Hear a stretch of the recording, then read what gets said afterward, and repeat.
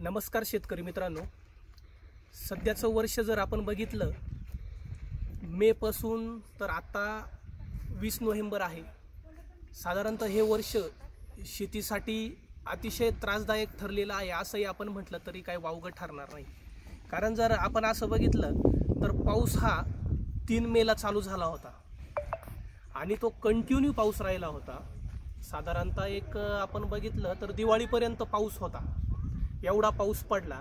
आणि त्याच्यानंतरची जर परिस्थिती आपण जर बघितली तर नोव्हेंबर जसा चालू झाला, नोव्हेंबरमध्ये थंडीनं उच्चांक गाठलेला आपल्याला दिसत आहे। सांगायचं कारण असं आहे की ह्या वर्षामध्ये शेतीला आपण जेवढे प्रयत्न केले त्याच्यामध्ये सगळे 80% प्रयत्न आपल्या निसर्गावर अवलंबून होते। आपण जर सगळी परिस्थिती पाहिली तर 80% हा सगळं निसर्गावर अवलंबून आहे आणि 20% आपण काय करतो त्यावर अवलंबून आहे। ही अशी सध्याची ही वर्षभरातली परिस्थिती राहिलेली आहे। आता जर आपण टोमॅटो पिकामध्ये जरी बघितलं किंवा कोणतंही भाजीपाला पीक जर आपण जर घेतलं तर हा येता जो एक 20 ते 25 दिवसाचा जो कालावधी होता तो ह्या टोमॅटो पिकासाठी असेल किंवा भाजीपाला पिकासाठी अतिशय निर्णायक ठरला। हे सांगण्याचं कारण असं आहे की ह्या गेल्या 20 ते 25 दिवसापासून म्हटलं किंवा गेल्या आताच्या सध्याच्या एक 15 दिवसापासून जर म्हटलं तर थंडी ही चांगल्या पद्धतीनं वाढत राहिली। याच्यामध्ये जर बघितलं तर दिवसाचं तापमान हे 25 अंश सेल्सिअस पर्यंत आपल्याला राहताना दिसलं आणि रात्रीच्या वेळी जर आपण बघितलं तर हे जे तापमान काय होतं साधारणतः एक 16 अंश सेल्सिअस पासून तर 11 अंश सेल्सिअस पर्यंत आपल्याला रात्रीच्या वेळी जाताना दिसलं। आणि याचाच परिणाम आपल्या टोमॅटो पिकावरती आपल्याला मोठ्या प्रमाणावर होताना दिसत आहे। मित्रांनो, हा व्हिडिओ बनवण्याचं कारण असं आहे किंवा याच्यातली एवढी विस्तृत माहिती सांगण्याचं कारण असं आहे की गेल्या एक 8-10 दिवसापासून मला असंख्य शेतकरी मित्रांचे मोठ्या प्रमाणावर फोन येत आहेत की सर ह्या सध्याच्या परिस्थितीमध्ये आमच्या टोमॅटोची पानं मोठ्या प्रमाणावर गोळा होत आहे, झाडाची वाढ खुंटलेली आहे, वाढ मोठ्या प्रमाणावर होत नाही किंवा फुलांची गळ मोठ्या प्रमाणावर होत आहे। अशा स्वरूपाचे असंख्य फोन मला गेल्या एक 10 ते 12 दिवसापासून येत आहे। त्याच्यामुळे मी बऱ्याच जणांना फोनद्वारे व्हॉट्सअपद्वारे सध्याच्या कंडिशनवरती चर्चा केली, विस्तृत स्वरूपात माहिती समजून सांगितली। परंतु आज मी ठरवलं की एक यूट्यूबद्वारे आपण एक व्हिडिओ बनवून याची माहिती आपण शेतकऱ्यांना देणं महत्त्वाचं आहे। मित्रांनो, सध्या परिस्थितीमध्ये होत काय आहे, आता सध्या दक्षिणायन सुरू आहे आणि दक्षिणायन सुरू असल्या कारणाने दिवसाचा जो सूर्यप्रकाश आहे तो फक्त आपल्याला 6 तास मिळत आहे आणि ह्या 6 तासामध्ये पाहिजे तेवढं पिकाला आपल्याला प्रकाश संश्लेषण क्रिया चांगल्या पद्धतीने होत नसल्यामुळे अन्न चांगल्या पद्धतीने तयार होत नाही। चांगलं जर बघितलं आपण तर कमीत कमी आपल्याला दिवसभरात 8 ते 10 तासाचा सूर्यप्रकाश चांगल्या वाढीसाठी गरजेचा ठरतो। ह्या दक्षिणायनच्या परिस्थितीमुळे बऱ्यापैकी आपल्याला सूर्यप्रकाश देखील सध्या मिळत नाही। आपण सध्या परिस्थितीमध्ये जर बघितलं तर एक 25 अंश सेल्सिअसची परिस्थितीमध्ये पिकाची ग्रोथ सुद्धा आपल्याला व्यवस्थित पद्धतीने होताना दिसत नाहीत आणि रात्रीच्या वेळी टेम्परेचर 14 अंश सेल्सिअसच्या आत गेल्यामुळे देखील पिकाला व्यवस्थित आपल्याला काही उचलताना दिसत नाही। होतंय काय, ह्या 14 अंश सेल्सिअसच्या तापमानामध्ये पीक काहीच उचलत नाही, मुळाद्वारे काहीही शोषलं जात नाही आणि याचा परिणाम होतो काय की मग आपल्याला त्याचं पानावरती इंडिकेटर दिसतं की पान गोळा झालेलं दिसतं आपल्याला किंवा पानांच्या शिरा त्या जांभळ्या झालेल्या दिसतात, वाढ खुंटलेली दिसते किंवा फुलगळ झालेली दिसते। याचं कारण हेच आहे की पीक जमिनीतून कोणत्याही परिस्थितीमध्ये काहीही उचलत नाही। त्याच्यामुळे आपल्याला सद्य परिस्थितीमध्ये ह्या नैसर्गिक वातावरणाचा अभ्यास करणं अतिशय महत्त्वाचं ठरणार आहे। आपण ह्या परिस्थितीमध्ये योग्य ह्या वातावरणाचा अभ्यास करून योग्य स्टिम्युलंट निवडणं, योग्य जे अन्नद्रव्य आहेत ती निवडणं आणि स्टिम्युलंट हे स्प्रे आपण करणं अतिशय योग्य ठरणार आहे। जर आपण ह्या परिस्थितीचा जर योग्य अभ्यास करून वातावरणाच्या बदलाचा अभ्यास करून जर आपण व्यवस्थित स्प्रे दिले तर आपण ज्या पिकावर जो अजैविक ताण निर्माण झालेला आहे या अजैविक ताणावर आपण एक चांगलं काम आणि चांगलं आपलं पीक त्याच्यापासून वाचू शकतो, हे तुम्हाला मी निश्चितच सांगतो। मित्रांनो, आपण सध्या परिस्थितीमध्ये जर बघितलं तर हा आर्यमानचा प्लॉट आहे। या आर्यमानच्या प्लॉटचे आता सध्या 7 तोडे झालेले आहे आणि आपण याच्यात एक सांगायचं कारण आहे की याच्यावर आपण अन्नद्रव्यावर चांगला भर दिलेला आहे। थंडीचा अभ्यास करून आपण याच्यावरती काम करत आहोत।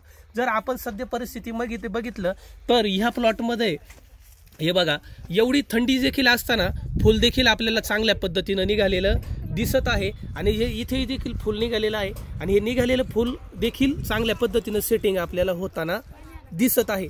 मला हे एवढंच सांगायचं कारण असं आहे की ह्या सध्या परिस्थितीमध्ये आपण योग्य स्टिम्युलंट पिकाला जर दिले तर आपण ह्या अजैविक ताणापासून पिकाचं संरक्षण आपण करू शकतो।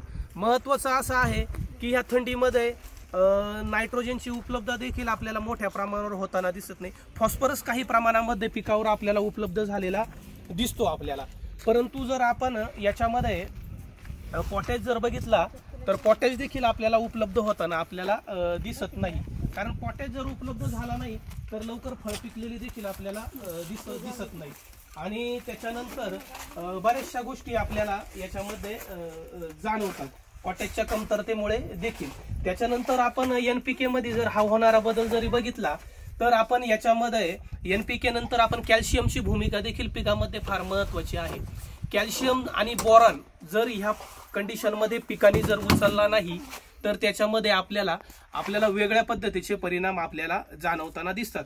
आपण कॅल्शियम आणि बोरॉन सध्या ह्या 2 दिवसामध्ये ह्या प्लॉटला कुठल्याही प्रकारचा चिलटा वगैरे गेलेला नव्हता, पण आपण 1-2 दिवसामध्ये जर बघितलं तर थंडी मोठ्या प्रमाणावर वाढलेली होती आणि थंडी वाढल्यामुळे त्याचा परिणाम फळांवर आपल्याला लगेच झालेला दिसतात। आपण जर याच्यामध्ये जर बघितलं तर एक बघू शकतो आपण वाढलेल्या थंडीमुळे कॅल्शियमची कमतरता, बोरॉन याचं अपटेक झालं नाही, त्याच्यामुळे फळांवरती आपल्याला चिलटा जाण्याचं, क्रॅकिंग जाण्याचं प्रमाण आपल्याला मोठ्या प्रमाणावर दिसत एवढं आहे, म्हणजे मोठ्या प्रमाणावर नाही पण एक सुरुवात झाली। आमच्या लक्षात आलं की 1-2% प्रमाण आपल्याला दिसतंय, याच्यावर आपण काम करणं गरजेचं आहे। आम्ही काल लगेच याच्यावरती एक कॅल्शियम आणि बोरॉनची फवारणीवरून आपण केलेली आहे। BSF कंपनीचं मेरिटार होतं, बोरॉन होतं, आपण याची फवारणीवरून आपल्याला केलेली आहे। म्हणजे आपण याचं जे क्रॅकिंगचं जे परिणाम आहे तो आपण आता याच्यामधून थांबू शकतो। म्हणजे सांगण्याचं कारण असं आहे आपल्याला की ह्या ज्या वातावरणामध्ये जी थंडी अतिशय वाढत आहे आणि जी आर्द्रता देखील मोठ्या प्रमाणात आहे, याच्यामुळे जे परिणाम पिकावर जाणवत आहेत त्याची आपण योग्य पद्धतीनं काळजी घेणं गरजेचं आहे। आता मित्रांनो, हा जो प्लॉट आहे आपण आर्यमानचा, याचे व्हिडिओ मी तुम्हाला वारंवार दाखवलेले आहे। कारण सांगण्याचं कारण आहे का हा प्लॉट आम्ही अतिशय कसरतीमधून तयार केलेला प्लॉट आहे। तुम्हाला सांगितलं का हे वर्ष अतिशय म्हणजे कठीण राहिलेलं होतं। आपण जर बघितलं तर ह्या प्लॉटला पाऊस देखील मोठ्या प्रमाणावर झाला।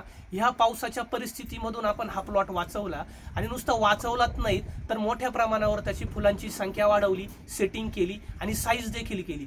तर परिणामी आज असं दिसतंय की आम्ही 1-1.25 एकरमध्ये मोठ्या प्रमाणावर याच्यातून 3000 कॅरेटच्या पुढे तरी आम्ही जाणार आहोत असं छाती ठोकपणे आम्ही सांगू शकतो। आणि नुसतं जाणार नाही आहोत तर क्वालिटी मार्केटला फळ घेऊन आम्ही जात आहोत। आज जर बघितलं तर मोठ्या प्रमाणावर बघा साईज देखील अतिशय उत्तम अशी साईज आपल्याला आहे। एकदम माळाची क्वालिटी देखील चांगल्या पद्धतीने आपल्याला याच्यामध्ये आपल्याला बघायला मिळते। सांगण्याचं कारण आहे की एवढी कठीण परिस्थिती देखील असताना आम्ही ह्या प्लॉटची गुणवत्ता कुठे ढासाळू दिली नाही, अतिशय चांगल्या पद्धतीने याचं नियोजन केलं। म्हणजे याच्यातून सांगण्याचं कारण असं आहे की जे हवामान बदल आहे त्या हवामान बदलावर आम्ही व्यवस्थितरित्या काम केलं आणि पाऊस असेल, थंडी असेल, याच्यावर व्यवस्थित पद्धतीने आम्ही काम करत आहोत आणि पिकाची जी चांगली जी परिस्थिती आहे ती आज आपल्याला दिसते।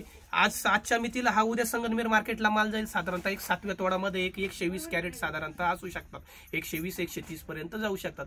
म्हणजे अतिशय सुंदर अशी ग्रोथ प्लॉटची असल्यामुळे एकदम चांगला माल आहे आणि मार्केटला देखील आज टॉपला 1 नंबरला विकला जातो। 650 रुपये, 550 रुपये ज्या बाजारभावाचा थोडासा बदल आहे, पण त्याच्यामध्ये आम्ही 650 रुपये असेल 730 रुपयापर्यंत सुद्धा उच्चांकी बाजार घेत आहोत। मित्रांनो, या व्हिडिओद्वारे मला आपल्याला एवढंच सांगायचं आहे की आता सध्या जी थंडी वाढत आहे या थंडीच्या परिस्थितीमध्ये आपण पिकाची योग्य काळजी घ्या। साधारणतः ह्या बदलणाऱ्या वातावरणात थंडीमध्ये सांगण्याचंच कारण वारंवार असं आहे का थंडीमध्ये पीक कोणतंही मुळाद्वारे उचलत नाही। आपण पानांद्वारे योग्य स्टिम्युलंटची फवारणी करा आणि आपल्या पिकाचा गुणवत्ता टिकून ठेवा। धन्यवाद।